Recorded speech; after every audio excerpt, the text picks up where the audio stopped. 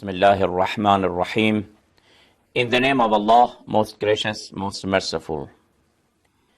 We said that one of the articles of Universal Declaration of Human Rights is talking about the right to liberty and freedom. And by that, if they mean that people have the right to decide for themselves, to govern upon their fellow men, the right of sovereignty. We want to talk about this right, the right of sovereignty. Do people, do mankind, do they have this right to rule upon their fellow people or not? In this regard, there are some opinions. Some of these opinions are, of course, they are very in the border of extreme, and they are extremist opinions. For example, the first opinion says that nobody, neither Allah the Almighty, nor the communities or people in general, they don't have this right to sovereignty, but especially only a few group and race, they have this authority to rule upon others.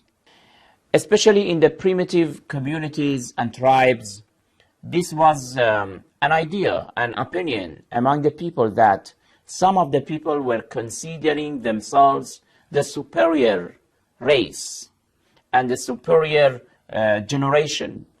And they were believing that they are the sons of God, for example. And whatever is in the world belongs to them. And others must be their slaves. Even today, in the age of technology, there are some people and communities who are really racist, and they believe that only their own race, their own generation, their own group, that even they are minorities, they believe that they must be the master of the world. They believe that they are the owner of the whole world, and other people must serve them. This is unfortunately a belief among some of the, even we can say, the school of Zionism and Zionists. They have these racial beliefs, and they consider themselves to be superior, even to the extent that in their books they consider other people like animals. And they say that we are the only human being, and others, like animals, they must serve them. It's very obvious that this type of belief is not accepted by Islam at all. Islam does not believe. Islam says in a verse of the Holy Quran, in chapter 49, verse 13, it says, يَا أَيُّهَا النَّاسُ إِنَّا خَلَقْنَاكُمْ مِنْ ذَكَرٍ وَأُنْثَى وَجَعَلْنَاكُمْ شُعُوبًا وَقَبَائِلَ لِتَعَارَفُوا إِنَّ أَكْرَمَكُمْ عِنْدَ اللَّهِ أَتْقَاكُمْ. O mankind, verily we created you all from a male and a female. It means Adam and Eve. And appointed for you tribes and nations to be known to each other. Verily, in Allah's sight, the most honorable of you is the most pious of you.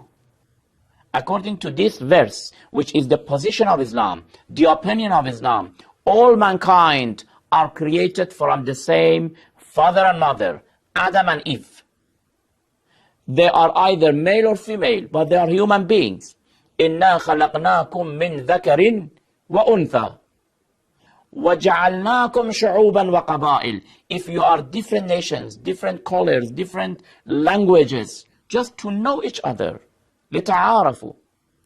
Okay, for Allah, which of them are superior? The Zionists, the Jews, the Christians, the Muslims? Who? From the Allah's point of view, إِنَّ أَكْرَمَكُمْ عِنْدَ اللَّهِ أَتْقَاكُمْ. The most honorable of you are the most pious of you.